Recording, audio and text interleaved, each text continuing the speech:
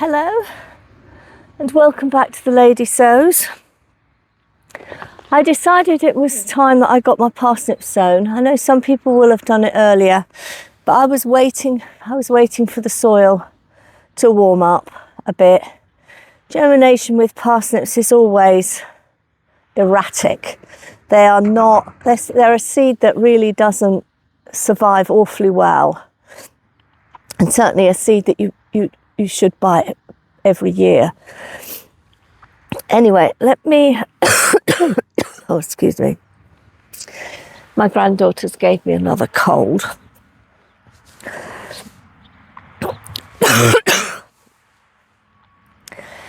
I'm going to actually sow these parsnips between these rows of garlic.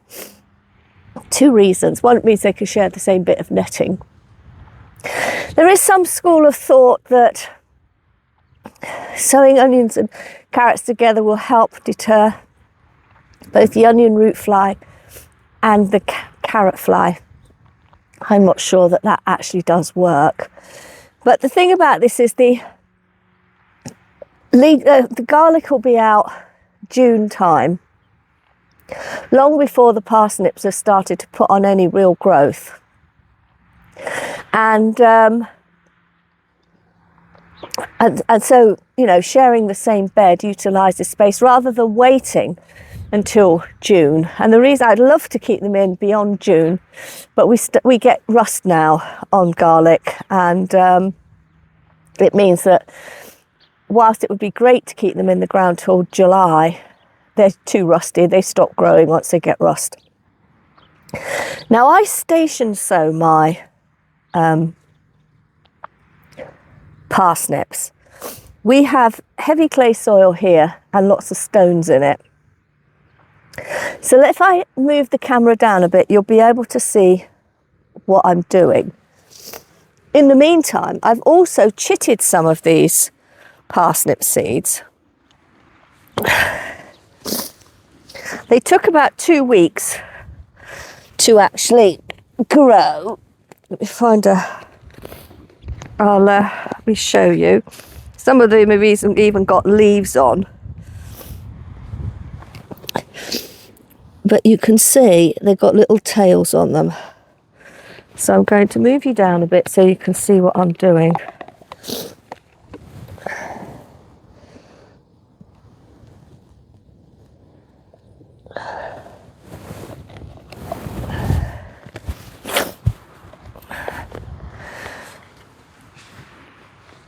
Let me see what I'm doing, hopefully. Anyway, I have tried sowing them in rows, but I find that doesn't work, where you just make a drill. So I'm sowing them between. So this is a nice big dibber I've got. And I make a hole. I fill it with sieved multi-purpose, which is what this is here. Tamp it down a bit. And I will be sowing 3 seeds in this little hole. I brought my tweezers from my bedroom to do them with. There's a weed there. And I'm going to put one of these, not the ones with leaves, but one of these that has got a tail on it.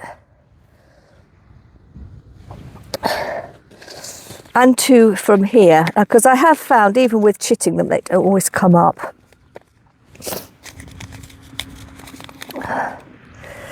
And I will have these. The reason I do it as I say, because we've got heavy clay soil here,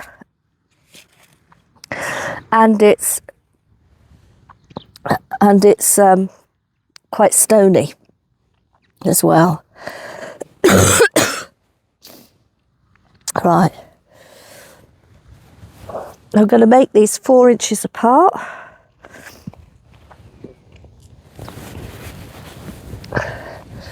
And I find this works for me.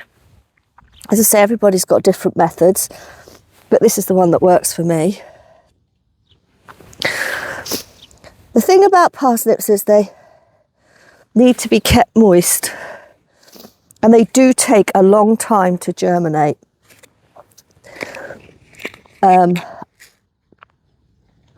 once these have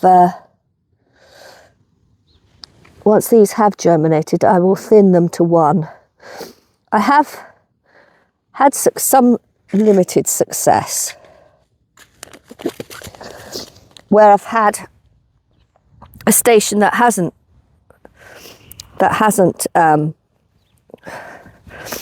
of the parsnips have come up, but I have managed to sort of transplant one when they're really, really tiny. I mean, literally, as they poke their heads through the soil, they've not even opened their seed leaves, and planted them.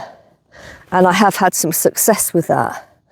But generally, I don't transplant parsnips. They don't like being transplanted.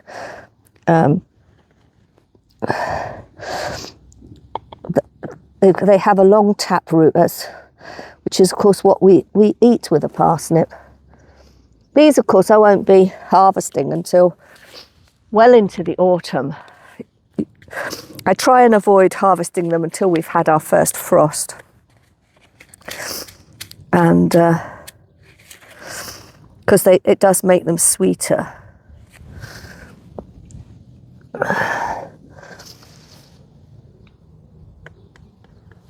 So I'm actually doing this 4 inches apart. I don't know why I've got it there. It should be in the middle. 4 inches apart. And we're going to do them between these rows. I'm not sure how many I'll get in each row. Oh, forgot me. And of course, it's another windy day that I'm doing these. And parsnip seeds are a strange looking seed. A very flat seed. Oh, that one's just blown away. So doing it on a windy day is not such the best idea in the world, but it's just fitting it in. I would have liked to have done it last week, but I was waiting to get my car back, which of course I have now got my car back, so I'm delighted. Quite a few £100 lighter in terms of my bank account, but that's life, I suppose. Right, so I'm going to crack on with this.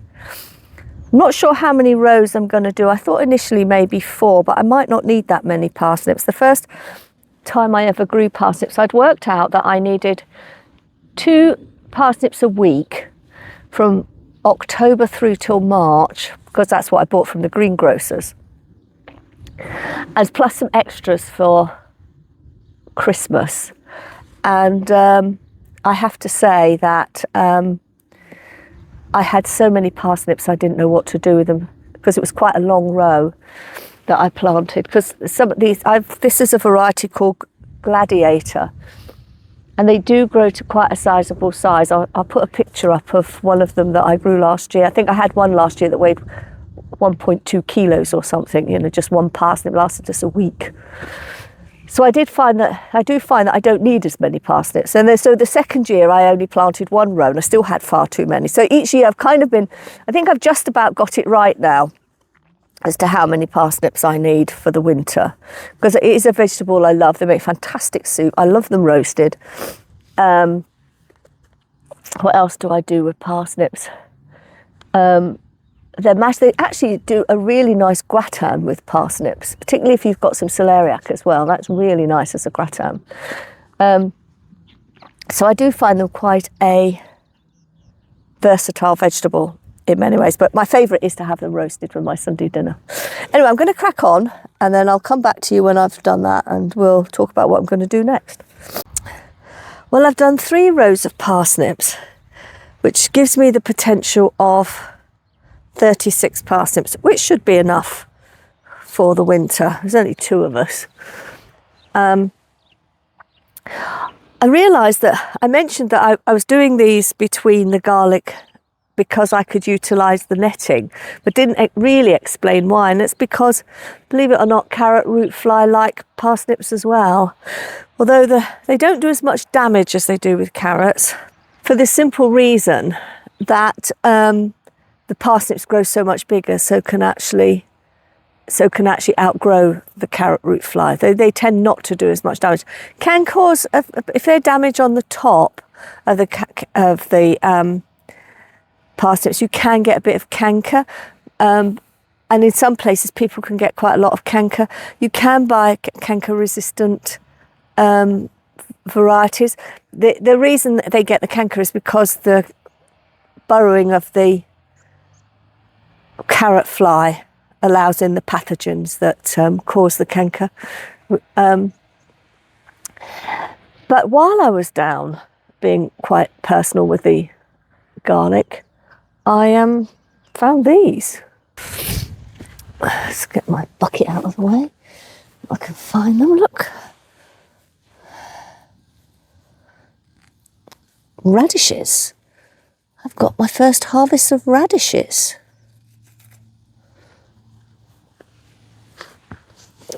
Now this is a variety called Mystery Mix, and I sowed those on the 14th of April. So I did see another one along here. So, this is a white one. I think I've got another white one here. I think we might have a salad. I know 2 or 3 radishes don't make a salad. Oh, that's not any good. What's this one here? Oh, what colour's this one? This one's yellow.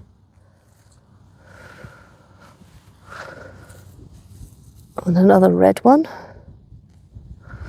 Actually, my little granddaughter said, "Oh, I like radishes, Grandma," but unfortunately, none of them were ready when they were visiting. So, my next task with these, going back to my parsnips, is to keep them moist. I am going to give them a water now, but in some countries they'll put hessian on. Some people will say put a plank of wood over them. We have a lot of slugs here, and I always find if you lift a plank of wood here, all that's underneath it is a load of slugs. So I don't really want to have an environment that attracts the slugs. So I just have to keep them really well watered.